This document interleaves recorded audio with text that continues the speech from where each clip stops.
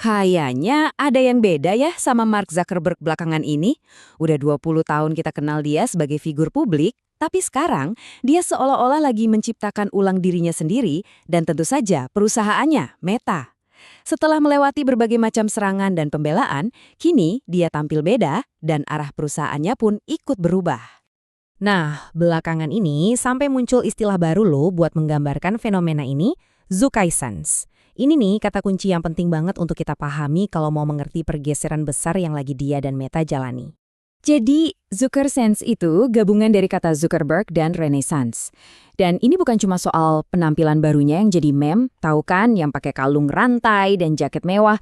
Bukan cuma itu, ini jauh lebih dalam. Ini cerminan dari perubahan strategi Meta yang jauh lebih besar dan radikal.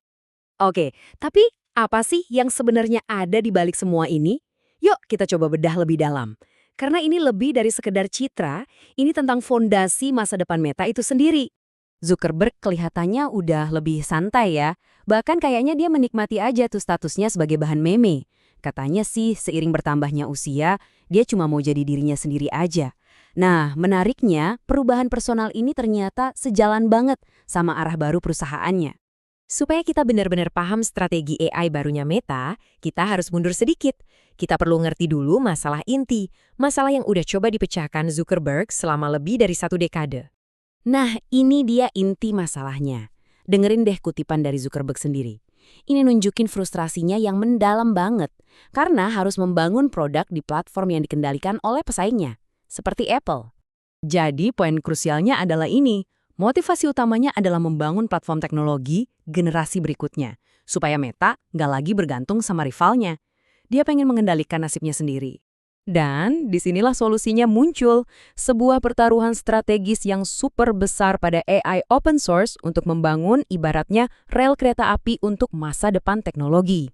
Ini sebenarnya bukan ide baru buat Zuck loh. Dia bahkan ngaku tanpa open source, Facebook versi awal itu nggak akan pernah bisa dibangun di kamar asramanya. Jadi ini adalah filosofi yang udah mendarah daging buat dia. Jadi, apa bedanya pendekatan Meta? Gampangnya gini, mereka membagikan model AI lama yang super canggih itu secara gratis dan open source. Ini beda banget, kontras banget, sama pendekatan tertutup dari para pesaing kayak OpenAI dan Google, yang sistemnya dikontrol ketat dan iya, ujung-ujungnya jadi produk berbayar. Oke, strateginya udah jelas. Sekarang, mari kita lihat gimana strategi ini membentuk visinya tentang masa depan. Ini bukan tentang satu AI raksasa, tapi sesuatu yang sangat berbeda. Inilah filosofi intinya.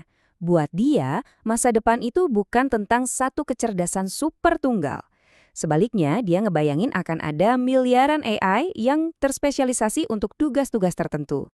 Visi ini jadi lebih kebayang lewat contoh-contoh yang dia kasih. Coba deh bayangin para kreator bisa bikin versi AI dari diri mereka sendiri. Atau kita bisa latihan ngobrolin hal-hal sulit sama AI tanpa takut dihakimi. Bahkan putrinya sendiri pakai AI buat bikin gambar untuk novelnya.